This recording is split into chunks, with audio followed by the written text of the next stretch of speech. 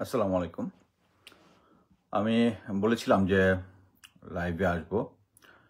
Mainly হচ্ছে আসিফ নজরুল এবং ইলিয়াস হোসেন যে তার সম্বন্ধে যে সমস্ত এভিডেন্স দেখিয়েছে ওই নিয়ে আমার মতামতটা জানানোর কারণটা একটাই, এটা কোনো ঝগড়ায় উস্কে দেওয়া না, বাট আমার কাছে মনে হয়েছে যে এই তথ্যগুলোর উপরে আমি একজন প্রাক্তন গোয়েন্দা অফিসার হিসাবে আমি আমার বিশ্লেষণটা আমি জানাবো। ফার্স্ট হচ্ছে আমি আপনাদেরকে বলেছিলাম যে দুটা বই পড়তে। একটা হচ্ছে বাংলাদেশে র, আর একটা হচ্ছে, এটা যদি পারেন এটা হচ্ছে এডিশনাল স্টাডি। ফার্স্ট হচ্ছে বাংলাদেশে, তো একটা সেকেন্ডটা হচ্ছে ইনসাইড র। এটার লেখক হচ্ছে অশোক রায়না, সে হচ্ছে সাবেক রয়ের কর্মরত ছিলেন উনি। এটা যদি বই দুটো যদি পড়েন, বই দুটো পড়ার রিকমেন্ডেশন এই জন্যই করেছি যে আমি নাহলে আমাকে অনেক কিছু বলতে হবে। সো আমি অ্যাকচুয়ালি ধরে নেব যে আপনারা যে বইটা হয়তো বা পড়েছেন। মানে মোট কথা হচ্ছে 71-এ আমরা সবাই জানি যে র অ্যাকচুয়ালি বার্থ হয়েছে 1968-এ, এবং আফটার দ্য 1965 ওয়ার তারা যখন দেখেছে যে তাদের অনেক ইনফরমেশন ছিল 65 ওয়ার, তারপর অপারেশন জিব্রাল্টার রিলেটেড, কিন্তু এগুলো অ্যানালাইসিস করার মতো তাদের সাফিসিয়েন্ট স্টাফ ছিল না। যখন এর আগে তো 1947 আগে তো we are part of MI6, ওদের যে ব্রিটিশ গোয়েন্দা সংস্থা, এটা ভাগ হয়ে গেছিল। বেশিরভাগ অ্যানালিস্টরা কি পাকিস্তান সেনাবাহিনীতে চলে গেছে, বাট পাকিস্তানে চলে গিয়েছিল। সো 68 করার এই র তৈরি করার পরে তার ফার্স্ট আমরা সবাই জানি যে সিকিম একটা ওদের grand success, second and the biggest grand success is Bangladesh. তারা হচ্ছে পাকিস্তানকে ভাগ করতে চেয়েছিল, এবং তারা যখনই এই পাকিস্তানকে ভাগ করার পরে তারা একদম কপি বুক গোয়েন্দা সংস্থায়, তখন তাদের প্রধান ছিল R N Kao. He was a ex police officer, but he was a fantastic intelligence officer. সে রকে যেভাবে শুরু করেছে, যেমন 71-এ যখন হয়েছে প্রথম থেকেই তারা এটা ব্রেক করার জন্য, এই যে আগরতলা ষড়যন্ত্র, ইট ওয়াজ এ পার্ট অফ দ্য র প্ল্যান। তারা চেয়েছিল যে পাকিস্তানকে ভাগ করলেই তাদের সেভেন সিস্টারটা মোর সিকিউরড হবে। আচ্ছা, ওখানে কিন্তু তারা, এই যে আমরা সবাই জানি মুজিব বাহিনীকে কিন্তু তারা জেনারেল উবান, উনি নিজে এগুলোকে ট্রেন করেছেন। ওদের মেইন কিন্তু মুক্তিযুদ্ধ, পাকিস্তানের বিরুদ্ধে যুদ্ধ ছিল না, তারা কিন্তু যুদ্ধে অংশগ্রহণও করে নাই। দেশ স্বাধীন হয়ে যাওয়ার পরে তারা ত্রিপুরা দিয়ে চিটাগাং হিল ট্রাক্সে ঢুকে তারা ভারতের এন্টি ভারত এলিমেন্ট যারা ছিল তাদেরকে, এবং কিছু জায়গায় যা সন্দেহ করে যে এরা হয়তো এন্টি ভারত, এবং ওদেরকে মারার কাজে ব্যবহার করেছে।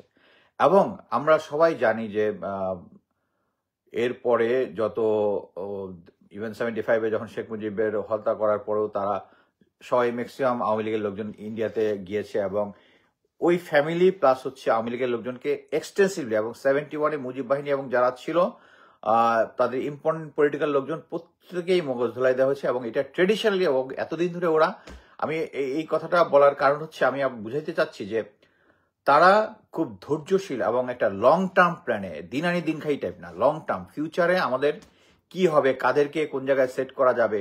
তাহলে আপনারা দেখেন যে তারা এত বছর পরে একটা সময় তারা কিন্তু এই লাস্ট 15 বছরে তারা ওই যে 71-এ ইভেন যে ইনভেস্টটা করেছে আওয়ামী লীগের উপরে, ওটার ফ্রুটটা কিন্তু খাইছে হচ্ছে এই গত 15 বছরে।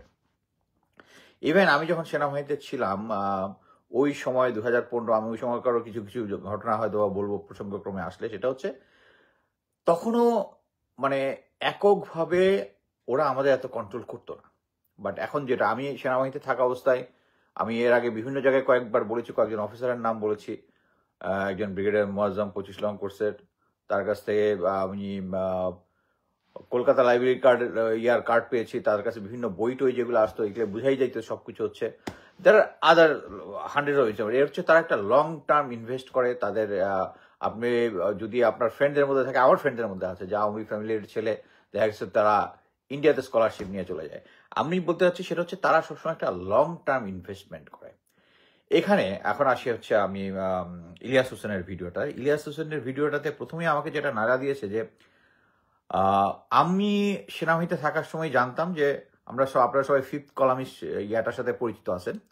ফিফথ কলামিস্ট কারা? এর মধ্যে মেইন ছিল মুনতাসির মামুন, হচ্ছে এই লিডিং রোল মুনতাসির মামুন, এবং মুনতাসির মামুন, আরেকটা হচ্ছে নামটা লিখেছিলাম দেখে নিই, শাহরিয়ার কবির, মুনতাসির মামুন। আচ্ছা, আমি যখন দেখলাম যে তার আন্ডারে আসিফ নজরুল ছিল, এবং যে লেখাটা উনি লিখেছে ইয়ার এগেনস্টে, দেলাওয়ার হোসেন সাঈদীর এগেনস্টে, এটা আমাকে খুব বেশি নাড়া দিছে। কারণটা হচ্ছে কি, আমি তখন থেকেই জানতাম যে আমি অ্যাকচুয়ালি জাহানারা ইমাম এর ব্যাপারে ক্লিয়ার শিওর ছিলাম না। এখন আমি জানলাম যে সেও ভারতীয়। হ্যাঁ, এটা বোঝাই যাচ্ছে যে এই প্রজেক্টটা যেহেতু ভারতের ছিল, এখানে তারা ছিল, কিন্তু শাহরিয়ার কবির, মুনতাসির মামুন, এই দুইটা নাম আমি ভালো মতো জানতাম। তখন আসিফ নজরুলটা আমি তখন তো সে লাইমলাইটে আসে নাই। আমি জানতাম যে তারা হচ্ছে এরা হচ্ছে ভারতীয় পেইড এজেন্ট, এরা হচ্ছে সেই ফিফথ কলামিস্ট, এবং তার আন্ডারে থেকে আসিফ নজরুল ওই ফিচারটা লিখেছে, এবং ফিচারটা লিখেছে এর মধ্যেই দেলাওয়ার হোসেন সাঈদীর নামে যাচ্ছাতাই মিথ্যাচার করেছে। এবং ইলিয়াস হোসেন পরবর্তীতে দেখাইছে যে উনি বলছেন যে একমাত্র দেলাওয়ার হোসেন সাঈদী ছাড়া বাকি সবার নাকি ইনভলভমেন্ট ছিল, যুদ্ধাপরাধীদের থাকতে পারে, বাট উনি তো নিজেই ক্লিয়ার করেছেন যে ছিল না। তার মানে হচ্ছে উনি ইনভেস্টিগেট করেছেন সাঈদীর নামে, তার নামে ফিচার লিখেছেন, তার মানে হচ্ছে উনি জেনে শুনে সাঈদীর এগেন্স্টে মিথ্যাচার করেছেন। এই জিনিসটা মানে আপনারা যারা মানে বর্তমান আসিফ নজরুল আর পূর্ববর্তী আসিফ নজরুল যারা এক নয় বলবেন, তাদের জন্য ইট ইজ ভেরি ইম্পর্টেন্ট। গোয়েন্দা সংস্থায় সবসময় ব্যাকগ্রাউন্ড চেক করা হয় জাস্ট এই কারণে, কি কারণে, সে আগে কি করেছে। আপনি একটা বুঝবেন যে ওই সময় আসিফ নজরুল ছিল ইয়াং, যুবক, তাই না? আমি এটা স্ট্রংলি বিশ্বাস করি যে যারা যুবক অবস্থায় থাকে তাদেরকে, unless he is corrupted by from some other source, তাদেরকে করাপ্টেড করা ইজ ভেরি ডিফিকাল্ট। ইয়াং ছেলেরা নর্মালি যারা একটু স্ট্রং ক্যারেক্টার স্ট্রেট নিয়ে থাকে, তারা সহজেই তাকে দিয়ে মিথ্যা কথা বলাতে পারবেন না আপনি। আমরা এখন যদি ধরে নিই মানে আসিফ নজরুল একজন দৃঢ়চেতা সত্যনিষ্ঠ লোক, তাহলে এটা কিন্তু বোঝা যায় যে এই লেখাটা উনি ইয়াং বয়সে লিখেছে, এবং শাহরিয়ার কবিরের ইনফ্লুয়েন্সে যদি লিখে থাকে, তার মানে হচ্ছে তাকে ইনফ্লুয়েন্স করা যায়, এবং তাকে দিয়ে ইয়াং অবস্থায় ম্যানিপুলেট করা গেছে।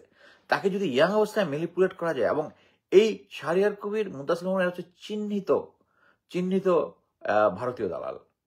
আমি গোয়েন্দা সংস্থা থাকে, এদের নাম আমি শুনেছি, আসিফ নজরুলের নাম আমি শুনি নাই, বাট এই দুজনের নাম আমি শুনেছি। বাট একটা জিনিস হচ্ছে, আমাদের সবকিছুই বাতির নিচে অন্ধকার একটা কথা আছে। এই আসিফ নজরুল তখনও লাইমলাইটে আসে নাই। আমি যেটা বলতে চাচ্ছি সেটা হচ্ছে, আমি বলতেছি না যে সে স্ট্রেট ওয়ে সে ভারতীয় রয়্যাল এজেন্ট, বাট আমি কতগুলা আমার যে এই বিষয়ে যে সমস্ত অভিজ্ঞতা হয়েছে সেটার আলোকে আমি বলবো যে উনি ওই সময় এই লেখাটা ফিচারটা লিখেছেন, তার মানে হচ্ছে উনি হয়তো আরো লিখেছেন যেগুলো আমাদের চোখে আসেনি। আমি সবচেয়ে কনসার্ন হয়েছি যে আগের ভিডিওতে আমি বলেছিলাম, এর আগে একটা ভিডিওতে, যে ইলিয়াস হোসেন বলেছে যে 3 এবং 4 তারিখে আসিফ নজরুল ঢাকা ক্যান্টনমেন্টে ছিল, যেটা আমি বলেছি যে না, উনি ইয়াতে ছিল না। এটা আমি কনফার্ম করেছি থ্রু হিজ কল লিস্ট। আচ্ছা, এখন সে ছিল না, কিন্তু সবচেয়ে ইম্পর্টেন্ট যেটা ইলিয়াস হোসেনও বলেছে যে জেনারেল হামিদের সাথে সে কানেক্টেড ছিল, হামিদ তার প্রিয় বন্ধু। এই তথ্য আমার কাছে অনেক আগের থেকে আছে। জেনারেল হামিদ যখন কর্নেল ছিল, লেফটেন্যান্ট কর্নেল ছিল, ডিজিএফআইতে ছিল, সে তখন এই যুদ্ধাপরাধীর যে যতগুলো মামলা আছে এগুলাকে ম্যানিপুলেট করার জন্য সে ডিজিএফআই থেকে দায়িত্বপ্রাপ্ত ছিল। সেই থেকেই আসিফ নজরুলের সাথে তার ভালো খাতির। আচ্ছা, এখন যখন 5 তারিখে বঙ্গভবনে যাবে, তাকে কে নিয়ে গেছে? তাকে এই জেনারেল হামিদ নিয়ে গেছে। জেনারেল হামিদ যদি তাকে নিয়ে যায়, আমি আশা করতেছিলাম যে উনি নিজের যে সাফাই যেটা গাচ্ছে, উনি ইন জেনারেল বলে দিছে যে একটা এত আউটরেজিয়াস কমেন্ট, এরকম টাইপ কিছু একটা বলেছে। আবার একটা ইয়াতে দেখলাম ওয়াইফের জন্য কান্নাকাটি করছে, উনি কান্না করতেই পারেন, ওনার সেন্টিমেন্টাল ইস্যু যদি থাকে ওইটা। কিন্তু আমার কথা হচ্ছে, উনি যে জেনারেল হামিদের সাথে ওখানে গেছে, এই জিনিসটা উনি কিন্তু কোথাও এক ফোঁটাও বলে নাই। এবং আমি সবচেয়ে অবাক হয়ে গেছি যে যে 3 জন ভুয়া সমন্বয়ক নিয়ে কথা ছিল, এই ব্যাপারে অরিজিনাল সমন্বয়করা এখন পর্যন্ত আমি কোনো কথা বলেছে বলে আমি দেখতেছি না। সো আমার কাছে এই সিচুয়েশন দুইটা আমার কাছে সন্দেহজনক। তারপরে আমি আরেকটা স্টোরি বলি। এর আগে আমি নাম নেই, বাট এবার আমি নাম নিব। আমি কাউকে অ্যাকিউজ করবো না, কিন্তু আমি জাস্ট ঘটনাটা বর্ণনা করব।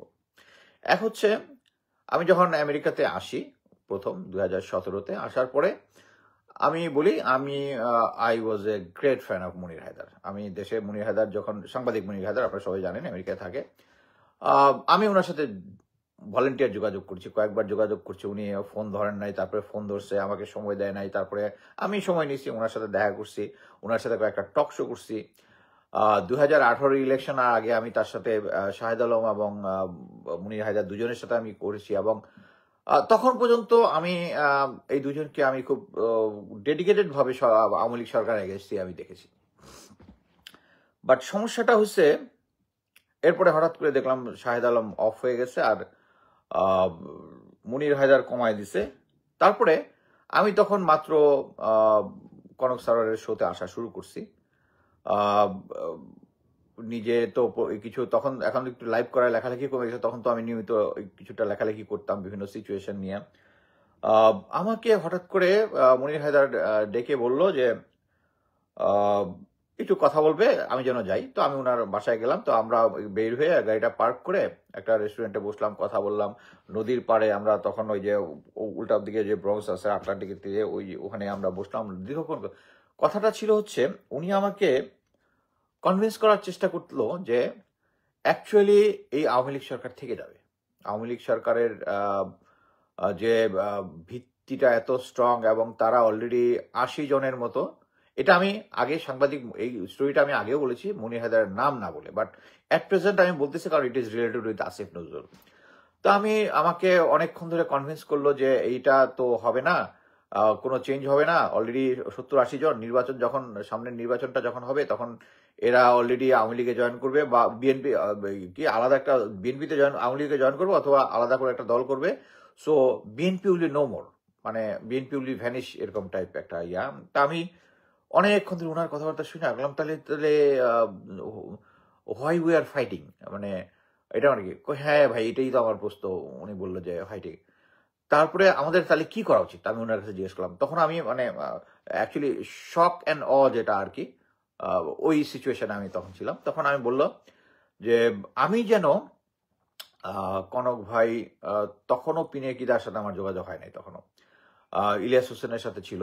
আমি বললাম এদেরকে মিলে, ও না, তখন বোধহয় কনক, সরি, পিনাকিদার সাথে কয়েকবার ফোনে কথা বলছি বা এরকম একটা কিছু, বা আমি যোগাযোগ করতে পারবো এরকম একটা, যে উনি আমাকে বললেন যে আমি যেন একটু অর্গানাইজ করি, এই 3 জন আমরা সবাই মিলে বসি। তো এই কথার পরে আমি চলে গেলাম। চলে যাওয়ার পরে আমি এটা নিয়ে অনেকক্ষণ চিন্তা করতে, পরে মাথাটা ক্লিয়ার হইলো। আরে হি ওয়াজ ট্রাইং টু মানে রিক্রুট মি, গোয়েন্দার ভাষায় যেটা বলে আর কি, যে এবং তার মাধ্যমে এগুলা ইয়া করা। তারপরে যেটা হয়েছে, আমি অ্যাকচুয়ালি একটা ইনফরমেশন দিয়েছিলাম ওনাকে আর কি। জাস্ট ইনফরমেশনটা দেওয়াটা যে ঠিক তাকে চেক করা তা না, বাট আমি জাস্ট 2 দিন পরে আমি ইনফরমেশন পাইলাম এই ইনফরমেশন ডিজিএফআই-তে অ্যাপায়ার করেছে। ডিজিএফআই-তে অ্যাপায়ার করেছে। তখন আমি ক্লিয়ার হয়ে গেলাম। আমি কয়েকটা লেখার মধ্যে আমি তখন এই জিনিসগুলো আমি বলেছি। তারপরে মনির হায়দার ভাই তো নির্বাচনের আগে ওই যে হোটেলে বিএনপির লোকজন এনে কি হইতেছে এটা নিয়ে অনেক কথাবার্তা বলছে। বাট আমার কাছে যেটা সন্দেহজনক যেটা মনে হয়েছে, মনির হায়দার ভাই এবং শাহেদ আলম তারা সরকারের এগেনস্টেই কথা বলেছে, বাট যেটা হয় অ্যাট দ্য এন্ড উনি একটা বিশাল ইয়ে করতো, তাহলে কি পারবে শেখ হাসিনা টিকে যেতে এবারের মতো, বা এরকম একটা জিনিস দিয়ে, মানে শেখ হাসিনার যে ইনভিজিবিলিটি, হি ইজ ইনভেন্সিবল, তাকে ইয়া করা যাবে না, এই মতবাদটা প্রচার করতো। এবং এটা অনেকদিন পরে আমি কি বলে ডক্টর তাজ হাসমি উনি ধরেছেন যে মনির হায়দার তো what is preaching actually is paying Sheikh Hasina government. হ্যাঁ আমি জানি আপনার শাহেদ আলম, মনির হায়দার অনেকেই আছে, এটা আপনাদের বিচারের ভার আপনাদের। বাট আমি এই জিনিসটা যখন আমি জানলাম, আমি যখন এই জিনিসটা বুঝতে পারলাম, আমি সাথে সাথে আমি দেখলাম আরে আসিফ নজরুল তো আমেরিকায় আসলে এদের সাথে দেখা করে, খুব ভালো ফ্রেন্ডশিপ আছে। আমি আমি সাথে সাথে আসিফ নজরুল ভাইকে কল দিলাম কল দিলে উনি ফোন ধরলেন। আমি আমার এক্সপিরিয়েন্সটা ওনাকে বর্ণনা করলাম যে আমাকে কিন্তু ডিজেফাই এর পক্ষে করার চেষ্টা করছিল এই ব্লা ব্লা ব্লা ব্লা। কয় না ভাই, এটা তো হতেই পারে না। He is the most sufferer Awami League government. আমি বলছি, হ্যাঁ, দে আর সাফারার। আমি এটাও বললাম যে 2018 ইলেকশন পর্যন্ত উনি 18 ইলেকশনের আগে সরকারের পক্ষে আওয়ামী লীগের এগেনস্টে কাজ করেছে। বাট আমার কাছে এখন মনে হচ্ছে না, আমি আপনাকে বললাম, আপনি বিশ্বাস করেন না করেন এটা আপনার বিষয়, কিন্তু আমি এটা আপনাকে বললাম এই জন্যই যে আপনি যেহেতু সরকার এগেনস্টে, আমি তখনও কনভিন্স যে উনি সরকারে আওয়ামী লীগের এগেনস্টে ছিল না, এখনো আমি কনভিন্স, এটা আমি এখনো স্ট্রেট ওয়ে কোনো কিছু বলবো না কাউকে।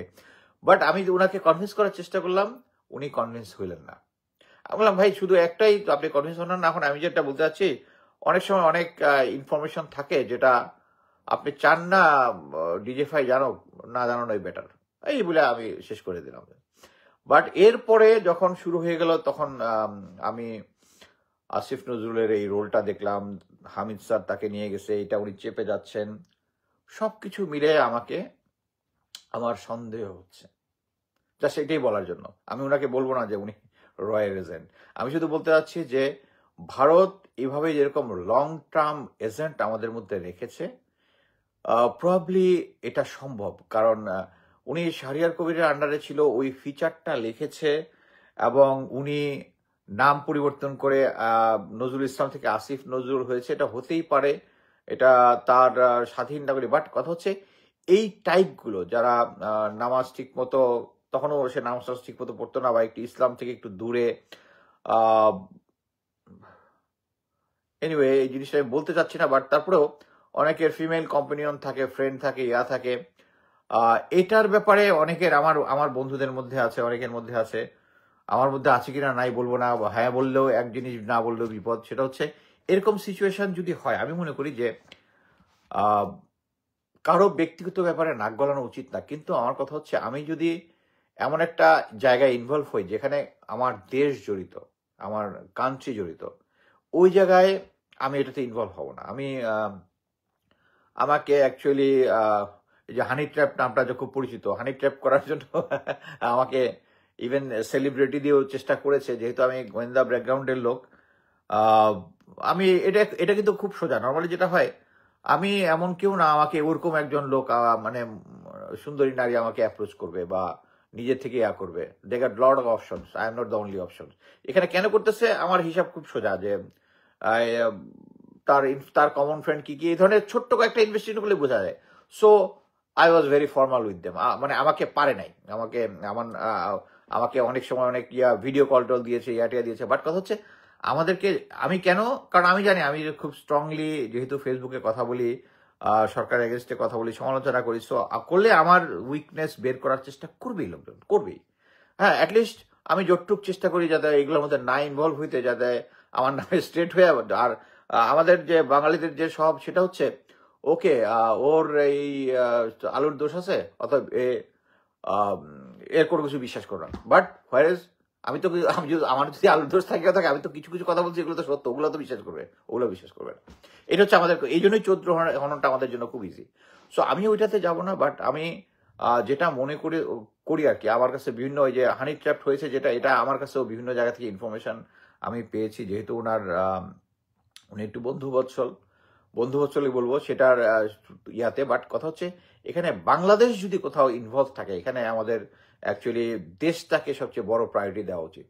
আমি এখন পর্যন্ত উনি দায়িত্ব গ্রহণের পরে ওনার যে সমস্ত কাজ আমি দেখেছি, তাদের যে ভারত সম্বন্ধে, বঙ্গবন্ধু রিলেটেড তার যে সমস্ত বর্ণনা, এই জিনিসগুলো আমার কাছে মনে হয়েছে যে আস্তে ধীরে, কারণ আওয়ামী লীগ এবং ভারত কি চায়, আস্তে ধীরে আমাদের মগজের ভিতরে জিনিসটা ঢুকে যায়। আপনি একটা জিনিস দেখেন, ব্রিগেডিয়ার জেনারেল সাখাওয়াত স্যার একটা কথা বলছে, আওয়ামী লীগের সাথে সাথে চেঞ্জ হয়ে যাচ্ছে।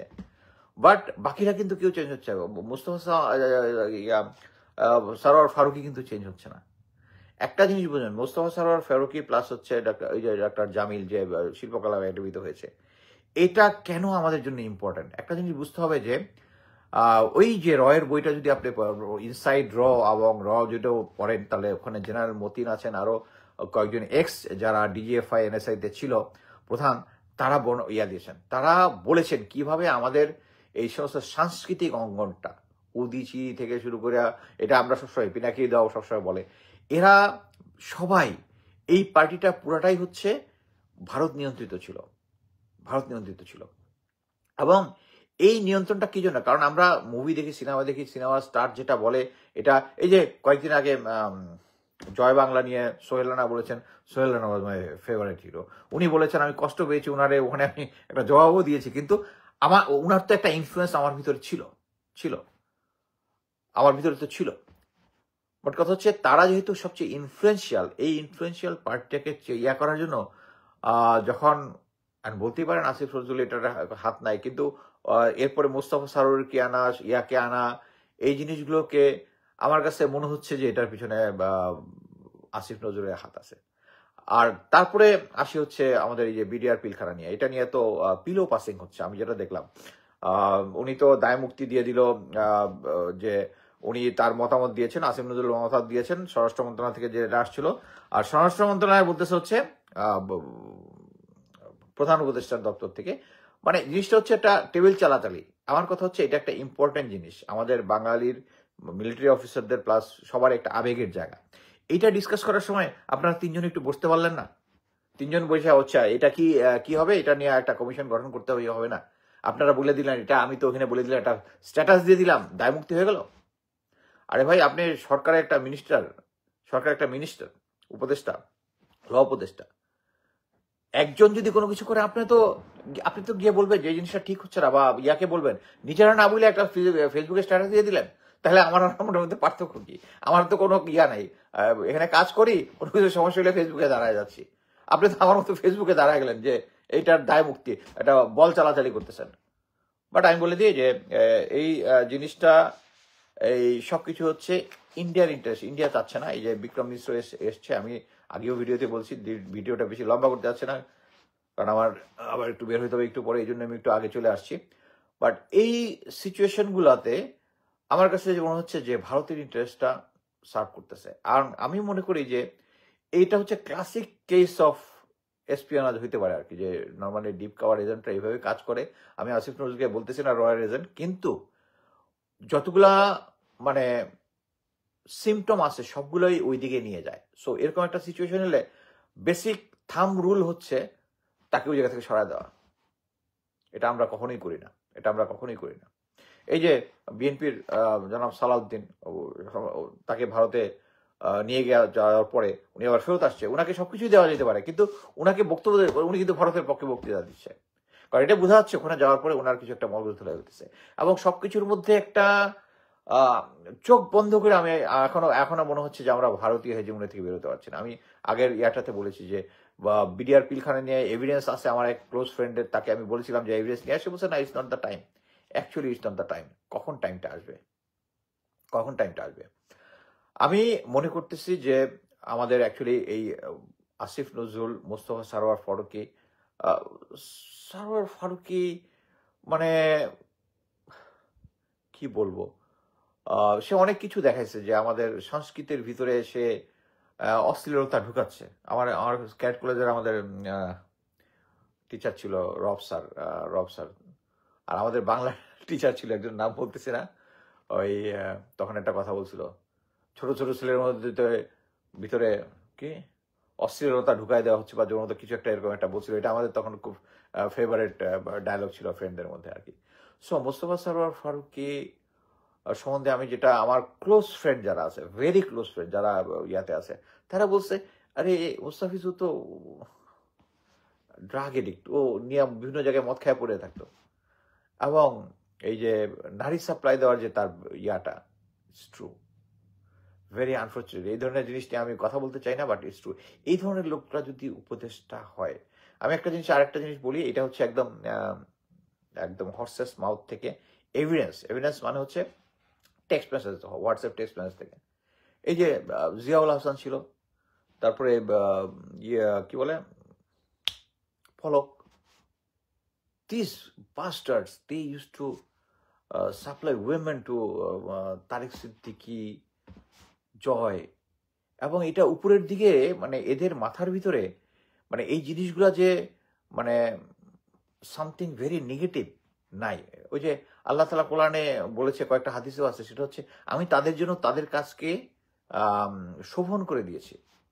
তাদের কাছে এই জিনিসগুলা কঠিন খারাপ কিছু মনে হয় নাই, কঠিন খারাপ কিছু মনে হয় না। এইটাই হচ্ছে আমাদের সমস্যা, যে তাদেরকে। আর একটা তুর্কি প্রবাদ আছে, সেটা হচ্ছে if you learn religion from এ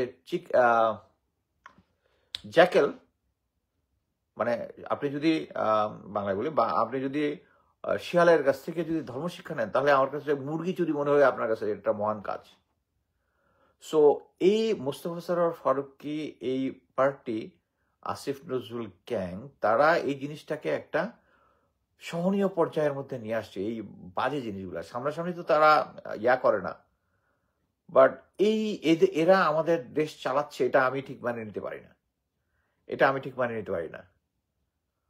মানে আমি নিজেকে আহ, মনে করি না যে আমি একটা মানে সেনাবাহিনীতে চাকরি করেছি, মিড লেভেল পর্যন্ত চাকরি করেছি, বাট এখন যাদেরকে উপদেষ্টা দিচ্ছে, আই ফিল সরি যে দেশে এত এত লোক আছে। এই যে আমরা আলম ফজলুর রহমান স্যারের কথা এতবার বলতেছি, কেউ তারে বানাচ্ছে না, কেউ তারা এই উপদেষ্টা বানাচ্ছে না। জেনারেল জাহাঙ্গীর, উনি একজন অযোগ্য ব্যক্তি, সিম্পলি অযোগ্য ব্যক্তি। অযোগ্য কি জন্য? আপনি মনে করেন আপনার অনেক এফিসিয়েন্সি আছে, অনেক কাজ করেন, অনেক কিছু জানেন বোঝেন, বাট আপনি সিনিয়র একটা ধমক দিলে যদি আপনি স্ট্যান্ড করতে না পারেন, আপনি যদি রাইট হন, স্ট্যান্ড করতে না পারেন, কিছু আসে যায় না, কিছু আসে যায় না। আমি হয়তো সেনাবাহিনীতে অনেক দূর যাইতে পারি নাই, কিন্তু আমি এইটুকু বলতে পারি যে আমি কখনো রং কাজে যাই নাই। হ্যাঁ, অনেকে এখন আরেক পার্টি বলতে পারেন ম্যাডাম খালেদা জিয়াকে উচ্ছেদ করছে, there are logic for my side. Hasin স্যারের ঘটনা, there is also logic from my side. আর দেখেন, হাসিন স্যার কিন্তু গুমের এগেনস্টে মামলা করেছে, উনি কিন্তু ক্যান্টনমেন্ট থেকে যে আমরা নিয়ে আসছিলাম ওইটা কিন্তু মামলা উনি করেন নাই। দেয়ার আর রিজনস। সো মোট কথা হচ্ছে, আমাদেরকে সেনাবাহিনীতে থাকলে military order and good discipline, মানে এটা হচ্ছে 55 সেকশন 55 এটা বলে দিলাম, সেটা হচ্ছে আমাদেরকে good order and bad order, এটা মানে অফিসাররা আমরা ডিস্টিংগুইশ করতে পারি। বাট আমার কাছে এখন যেটা মনে হচ্ছে যে ইলিয়াসের আমি সব ঘটনা সবকিছু ঠিক আর ইলিয়াসের এগেনস্টে কথা বলা ভেরি রিস্কি। এর আগের টাইমে যখন বলছি, লোকজন আমাকে মোটামুটি আইসা ধুয়ে দিচ্ছে। আমি পিনাকিদার ডিসিশনের এগেনস্টে কথা বলছি, কিন্তু গালি খাই না, কিন্তু আমি দেখলাম ইলিয়াসের এগেনস্টে বললে গালি টালি খাইতে হয়। এখানে কথা হচ্ছে, এখানে গালি দেওয়ার কিছু নাই। আমি ইলিয়াসের সবকিছু যে সমর্থন করতে চাই না, বাট তার যে কিছু কিছু অ্যানালিসিস আছে, দে আর সলিড, ওইটার উপরে ভিত্তি করে আমি জাস্ট এই লাইভটা করলাম। বাট আমি মনে করি যে আমাদের এই সমস্ত যাদের ব্যাপারে সন্দেহ আছে তাদেরকে সরিয়ে দেওয়া উচিত। দেশের ক্ষমতা এখন কে চালাচ্ছে, কে এই উপদেষ্টা বানাচ্ছে আমি জানি না। আমি শুনতেছি যে 4 জন নাকি আবার নতুন উপদেষ্টা করুক, দ্যাটস গুড। বাট কথা হচ্ছে, আমি আগেই বলছি যে এই সমস্ত ক্ষেত্রে যেটা হয়, নামগুলো আগে থেকে প্রকাশ করে দেন না, পাবলিক রিয়াকশনটা একটু দেখেন। কেউ যদি মানে হঠাৎ করে ফারুকের মতো কাউকে বানায় দিবেন, যে আমার কাছে বলছে যে গাঁজা খায় পুরো তো ড্রেনের পাশে, তারপর ফ্রেন্ডরা ধরে নিয়ে আসতো, এরকম একটা লোককে আপনারা বানায় দিচ্ছেন, উপদেষ্টা বানায় দিচ্ছেন। এরকম যেন না হয়। আপনারা যদি নেক্সট করতে চান, ভাই নামগুলো একটু পাবলিক করেন না, আমরা একটু অ্যানালাইসিস করি, আমাদের যেটুকু তথ্য আছে। বাট এটাই শুধু আমি বলবো, কারো পক্ষে কারো কিছু বলবো না। আরেকটা জিনিস হচ্ছে, আমি অ্যাকচুয়ালি শাহেদ আলম আর ইয়ার দুইটা দিলাম, একটা আমার কাছে জিনিসটা খুব ঢাকলো। শাহেদ আলম বলার চেষ্টা করছে হানি ট্র্যাপড। অ্যাকচুয়ালি হানি ট্র্যাপ হচ্ছে কাউকে হানি ট্র্যাপ করে তাকে কন্ট্রোলে নিয়ে, আমি জানি না কে ইলিয়াসকে হানি ট্র্যাপ করে কন্ট্রোলে নিয়ে তাকে কন্ট্রোল করতেছে। Otherwise honey trap is a wrong use of words, এখানে রং ইউজ অফ ওয়ার্ডস। এবং আমি মনে করি একজন আরেকজনের এই সমস্ত ব্যক্তিগত জিনিস নিয়ে আসাটা উচিত নয়। বাট একটা জিনিস, আমরা অ্যাকচুয়ালি অনলাইনে কম বেশি করি, কেউ বেশি জনপ্রিয়তা, কেউ কম জনপ্রিয়তা। আমি মেইনলি ইয়ার সময় যখন আগস্ট ইয়াটা হয়, তখন আর্মির বিভিন্ন কিছু দেওয়ার পরে দেখলাম আমি একটু লাইমলাইটে এসেছি। বাট আমার যেটা মনে হয়, একজন আরেকজনের ব্যক্তিগত জিনিস নিয়ে না ঘাটাঘাটি করাই ভালো। আমার মনে হয় everybody should just right way, আর কোনো রিয়াকশন টিকশন দেওয়ার দরকার নাই, জাস্ট চুপ থাকি আমরা আর কি। আর সবাই যেন আমরা দেশটাকে আগে করি, দেশটাকে আগে চিন্তা করি, যে আমাদের ব্যক্তিগত রেশারেশি সবকিছু বাদ দিয়ে। এবং সরকারকে বলবো যে জেনারেল ওয়াকারকে সরাই দেন। জেনারেল ওয়াকার থাকলে কোনো কিছু হবে না, কোনো কিছুই হবে না, চেঞ্জ হবে না। এখানে শেষ করছি, ধন্যবাদ।